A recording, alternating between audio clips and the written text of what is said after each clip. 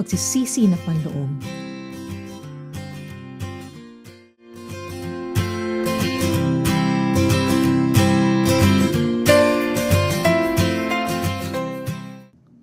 Magsisi kayo at talikuran ang inyong mga kasalanan, sapagkat malapit nang dumating ang kaharian ng langit.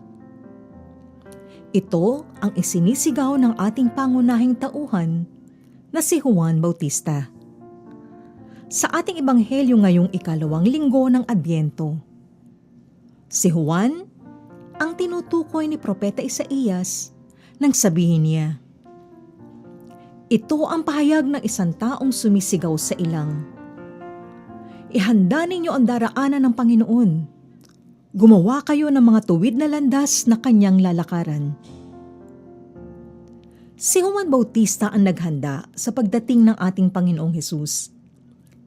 Hinamon niya ang mga Israelita na magpanibago ng kanilang pamumuhay bilang paghahanda sa nalalapit na pagdating ng kaharian ng langit. Binigyan niya ng babala ang mga tao at kanilang mga pinuno na ang pagbabago ay dapat makita sa kanilang pang-araw-araw na pamumuhay at hindi pakitang tao lamang.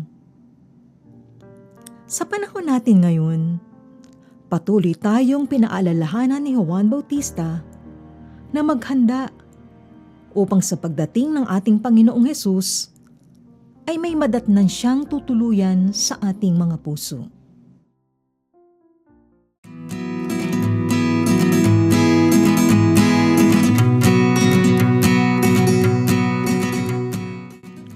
Ayon sa Katekismo ng Iglesia Katolika, tulad ng sa mga propeta, ang tawag ni Jesus sa pagbabalik loob at sa pagsisisi hindi tumutukoy sa unang dako ng mga gawaing panlabas, ang sako at abo, sa mga ayuno at pagpapakasakit, kundi sa pagbabalik loob ng puso, ang penitensya na panloob. Kung wala ito, ang mga gawang pagsisisi ay nagiging walang bunga at mandaraya. Sa kabilang dako naman, ang pagbabalik loob ay nanghihikayat at nagpapakilala ng pagbabalik loob sa paraan ng mga tandang nadadama, mga kilos at mga gawang pagsisisi. Ang pagsisising panloob ay isang pagbabagong radikal ng buong buhay. Ang pagbabalik loob sa Diyos ng buong puso natin. Isang pagkalas mula sa kasalanan. Ang pagtalikod sa masama nang may pagkamuhi sa mga masamang nagawa natin. Kasama nito, nabubuhay ang hangarin at pagtitika na magbago ng buhay. Taglay ang pag-asa sa awa ng Diyos at pananalig sa tulong ng kanyang grasya. Ang banal na kasulatan at ang simbahan ay nagtuturo ng 3 anyo ng pagsisising panloob ng Kristiyano: ang pag-ayuno, ang panalangin, at kawanggawa. Ang 3 ito ang nagpapakilala ng pagbabalik loob nang may kaugnayan sa sarili, sa Diyos at sa iba.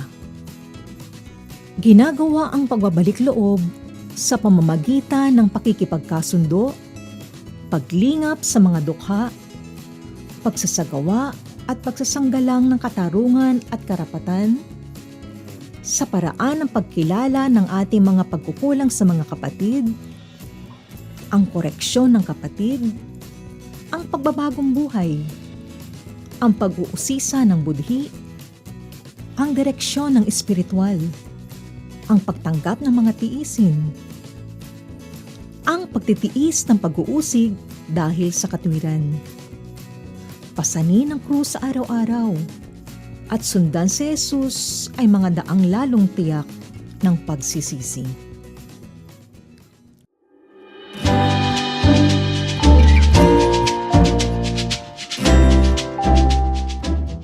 Paano mo tutugunan ang panawagan ni Juan Bautista ng paghahanda para sa pagdating ng kaharian ng langit.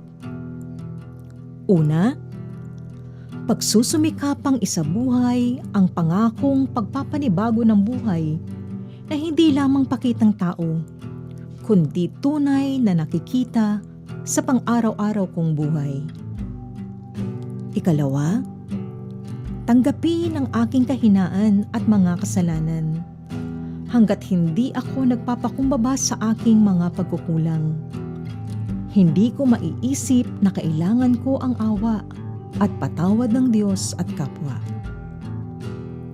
At ang ikatlo, sundin ang mga turo at payo ng simbahan kung paano maipakikita ang pagbabalik loob at pagpapanibago ng buhay tulad ng pag-ayuno, panalangin at kawanggawa.